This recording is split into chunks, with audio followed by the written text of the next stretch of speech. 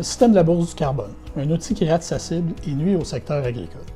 Au printemps dernier, notre fédération a reçu le mandat du conseil d'administration de prioriser le dossier du système actuel de la bourse du carbone qui impacte nos fermes en attaquant leur compétitivité. C'est pourquoi, dès le mois d'avril, nous vous avons sollicité afin de nous mobiliser autour de cet objectif. Le 1er mai, lors d'une conférence de presse à Saint-Jean-sur-Richelieu, vous étiez plus d'une centaine à participer au lancement d'une vaste campagne de communication visant à interpeller le gouvernement pour enfin faire bouger les choses. Plus d'une vingtaine d'articles ont été publiés dans les médias nationaux et régionaux, dont une lettre ouverte dans le quotidien La Presse.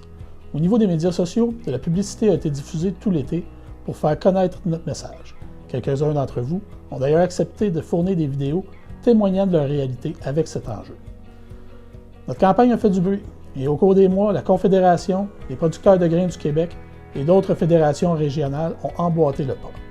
Ces efforts ont permis de faire progresser les pourparlers avec le gouvernement du Québec, mais nous devons continuer de nous mobiliser afin d'atteindre notre objectif. Or, nous avons constaté, au cours des dernières semaines, que le système de la bourse du carbone et ses répercussions sur notre secteur étaient encore nébuleux pour certains d'entre vous. Que pour bien porter le message, vous aviez besoin de comprendre la mécanique de ce système. C'est ce que nous allons tenter d'éclaircir avec vous aujourd'hui. Tout d'abord, il faut comprendre que nous sommes loin de nier l'urgence climatique. On est pleinement conscient de la nécessité de réduire les émissions de gaz à effet de serre et d'opérer une transition énergétique rapidement. On comprend notre responsabilité collective et on fournit plusieurs efforts pour y contribuer. Cependant, on constate que le système actuel de la bourse du carbone encourage en rien cette transition. Pour l'heure, cet outil rate sa cible.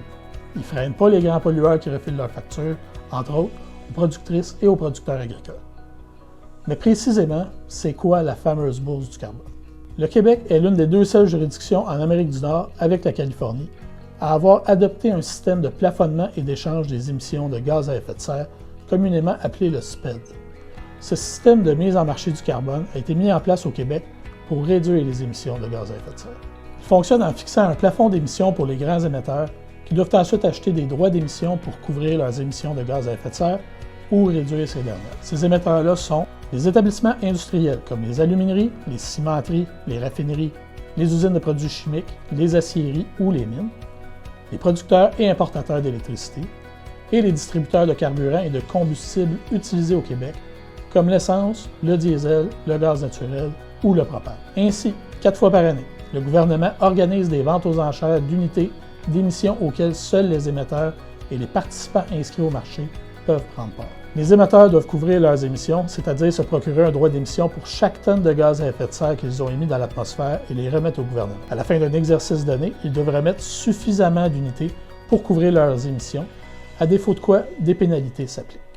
Donc, dans un monde idéal, le système fixerait ainsi un prix du carbone et des revenus incitatifs qui seraient réinvestis dans des mesures de transition énergétique et d'adaptation au changement climatique via le Fonds d'électrification et de changement climatique.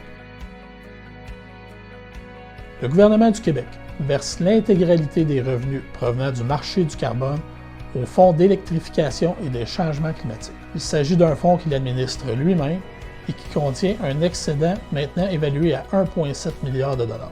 Son objectif initial est de financer les mesures découlant du plan pour une économie verte 2030 ainsi que les engagements du plan d'action 2013-2020 sur les changements climatiques.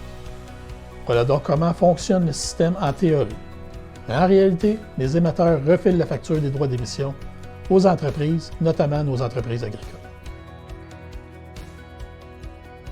Dans les faits, les grands émetteurs reçoivent ou achètent ces droits à un coût qu'ils refilent directement aux consommateurs en aval, notamment aux producteurs agricoles. Ainsi, sur les factures de propane, de diesel ou de gaz naturel, les productrices et producteurs agricoles sont contraints à payer une taxe carbone imposée par nos fournisseurs de carburants fossiles. Des factures qui s'accumulent rapidement, considérant nos besoins en la matière pour faire avancer nos tracteurs, sécher nos grains ou chauffer nos bâtiments d'élevage ou nos serres. Et dans nos réalités agricoles, il n'existe actuellement aucune alternative viable à l'utilisation de carburants fossiles. On est donc pris en étau. On est taxé lourdement, sans possibilité concrète de faire autrement, ni de refiler la facture aux consommateurs. Alors que les productrices et producteurs agricoles ne sont pas visés initialement par le système de la bourse du carbone à titre d'émetteur, contribuent pourtant au Fonds d'électrification et de changement climatique. Les sommes de la bourse vont à ce fonds, chaque année avec des sommes plus importantes. Depuis 2015, c'est plus de 480 millions de dollars qui ont été payés par les producteurs agricoles du Québec.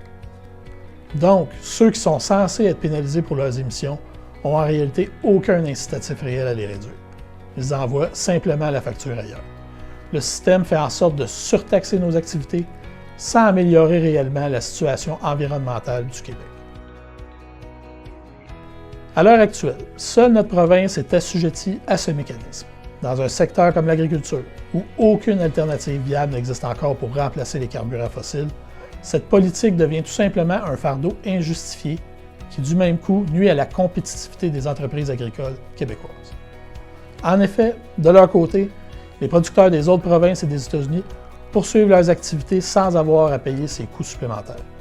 Un producteur agricole québécois doit assumer un surcoût associé au SPED de 12,58 cents par litre de diesel, 6,48 cents par mètre cube de gaz propane et 7,93 cents par mètre cube de gaz naturel par rapport à un producteur ontarien.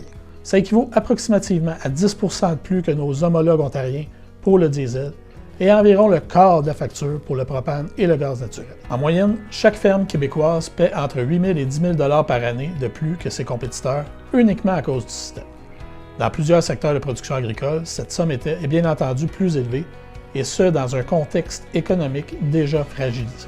Dans le reste du Canada, il existait une taxe du carbone qui a été suspendue, mais pour laquelle les productrices et producteurs agricoles recevaient déjà un remboursement. Ce désavantage comparatif est donc bien réel depuis plusieurs années.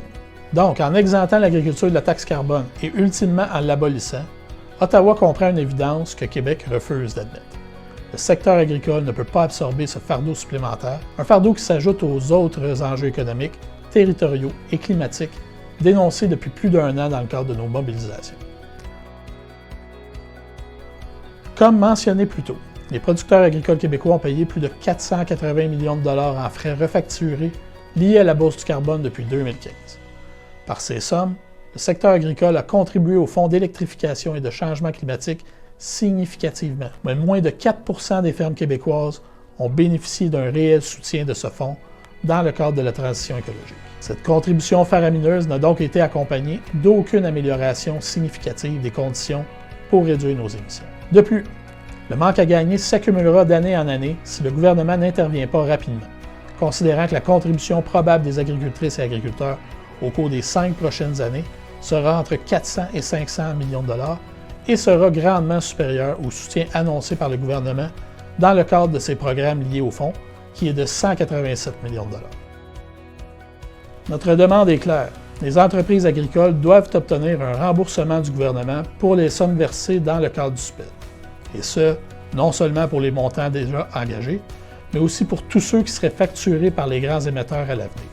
Et ce remboursement-là doit être automatique. À la Fédération, nous continuons donc à porter le message afin que ce dossier trouve solution une fois pour toutes. On vous invite à nous appuyer en relayant le message, que ce soit sur vos réseaux sociaux, auprès de vos élus provinciaux ou tout simplement avec vos proches. Nous avons mis plusieurs outils à votre disposition en ce sens, directement sur la page d'accueil du site Internet de la Fédération de l'UPA de la Montérégie. De concert avec la Confédération, les producteurs de grains du Québec, les syndicats affiliés et les autres fédérations régionales, nous poursuivons les pourparlers et les revendications et continuerons à vous tenir informés des développements. Nous entendons d'ailleurs réinterpeller les médias. Lors de notre Assemblée générale annuelle le 2 octobre prochain à Longueuil, je vous remercie grandement pour votre mobilisation et votre engagement dans ce dossier.